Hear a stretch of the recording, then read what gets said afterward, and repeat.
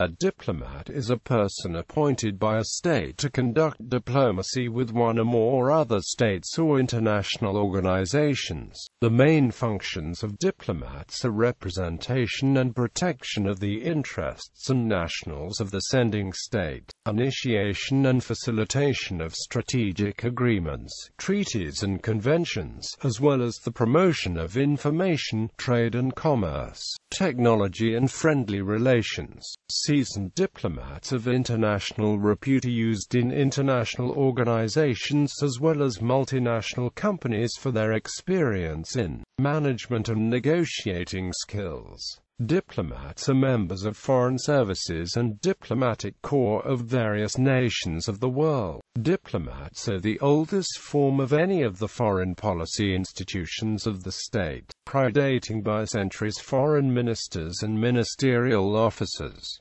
They usually have diplomatic immunity. Etymology: diplomat is derived from the Greek delta iota pi lambda omega mu alpha tau eta sigma, the holder of a diploma, referring in this case not to an educational certificate but to a diplomat's letters of accreditation, which enable him or her to carry out duties on behalf of one country or institution within the jurisdiction of another country or institution.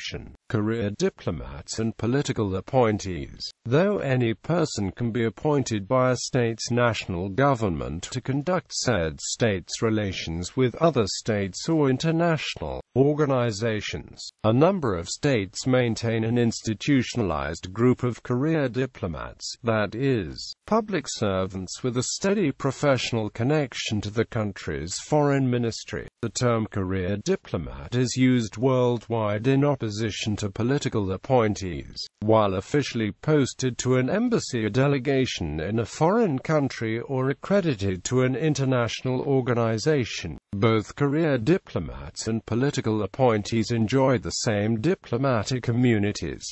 Diplomatic ranks. Whether being a career diplomat or a political appointee, every diplomat, while posted abroad, will be classified in one of the ranks of diplomats as regulated by international law. Diplomats can be contrasted with consuls and attaches, who represent the state in a number of administrative ways, but who don't have the diplomat's political functions.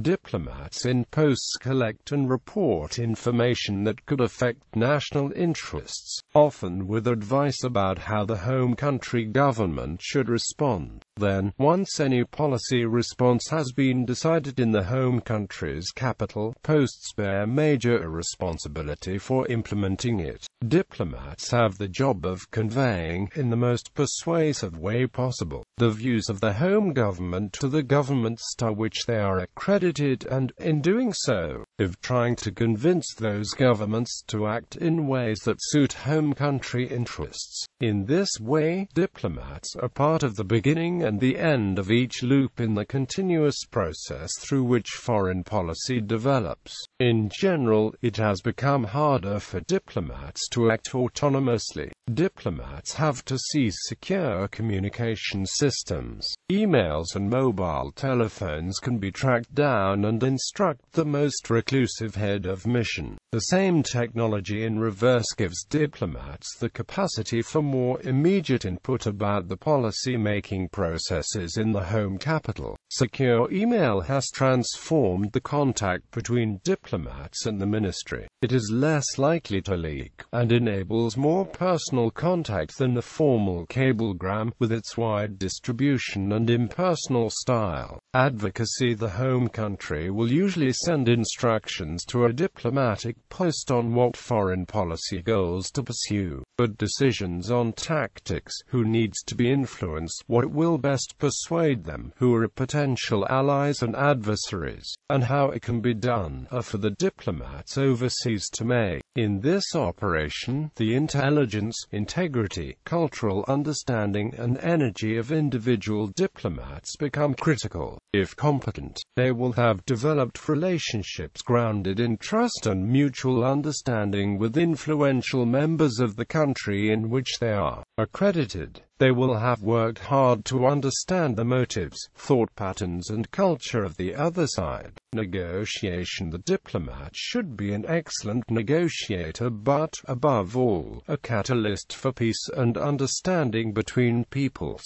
The diplomat's principal role is to foster peaceful relations between states. This role takes on heightened importance if war breaks out. Negotiation must necessarily continue, but within significantly altered contexts. Training. Most career diplomats have university degrees in international relations, political science, economics, or law. Status and public image. Diplomats have generally been considered members of an exclusive and prestigious profession. The public image of diplomats has been described as a caricature of pinstriped men gliding the way around a never-ending global cocktail party. J.W. Burton has noted that, despite the absence of any specific professional training, diplomacy has a high professional status, due perhaps to a degree of secrecy and mystery that its practitioners self-consciously promote. The state supports the high status, privileges and self-esteem of its diplomats in order to support its own international status and position. The high regard for diplomats is also due to most countries' conspicuous selection of diplomats, with regard to the professionalism and ability to behave according to a certain etiquette, in order to effectively promote their interests. Also, international law grants diplomats extensive privileges and immunities, which further distinguishes the diplomat from the status of an ordinary citizen. Psychology and loyalty. While posted overseas, there is a danger that diplomats may become disconnected from their own country and culture. Sir Harold Nicholson acknowledged that diplomats can become denationalized, internationalized and therefore dehydrated, an elegant empty husk.